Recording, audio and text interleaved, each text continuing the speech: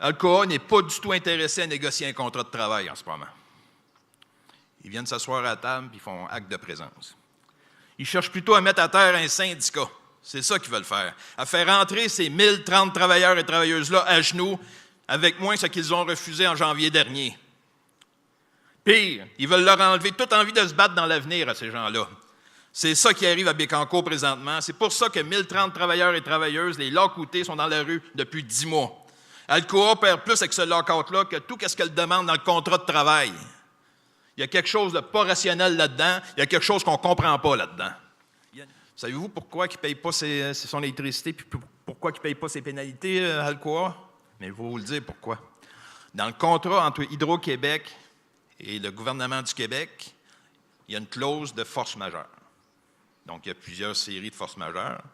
Puis, une des forces majeures, c'est le lock-out décrété par l'employeur. Moi, je ne sais pas, vous autres, là.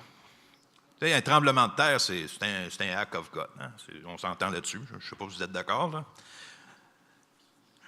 Un tsunami, c'en est un. Les inondations, c'en est un.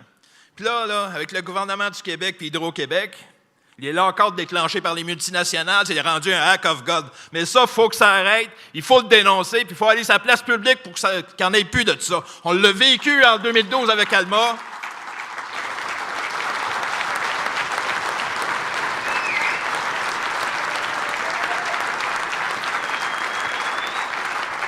On l'a vécu en 2012 avec Alma. Ils ont réglé ce contrat-là dernièrement. Là, il faut sortir tous ces contrats-là avec ces multinationales-là où est-ce qu'il y a des acts of God, que l'employeur peut décréter un lock-out puis il n'a pas à payer ses pénalités au peuple québécois. Il faut que ça arrête, une bonne fois pour toutes. Je vous le dis, s'il avait payé son 600 000 $ par jour, s'il avait payé son 200 millions de pénalités depuis que le conflit a commencé, on ne serait pas là aujourd'hui puis ces gens-là seraient rentrés. Ces multinationales-là font de l'argent comme de l'eau avec notre électricité, notre argent, nous autres. En plus, elles font payer le lock-out aux contribuables, à tous les contribuables du Québec. C'est une vraie farce.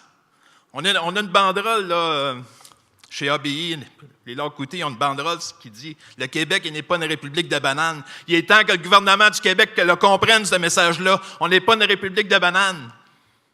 Donc, vous avez été plusieurs récemment à envoyer des courriels aux actionnaires et aux dirigeants d'Alcoa.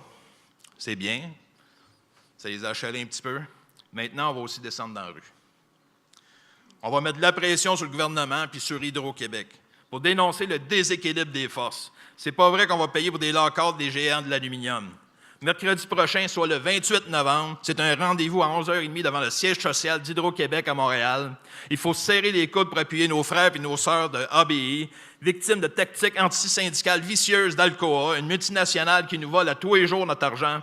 Les gars et les filles de Bécancour ne sont pas seuls, puis il faut leur démontrer, puis je compte sur toutes vous autres pour emmener du monde à cette manifestation-là, pour leur montrer qu'on est derrière eux autres, qu'on les appuie, qu'on va aller jusqu'au bout là-dedans.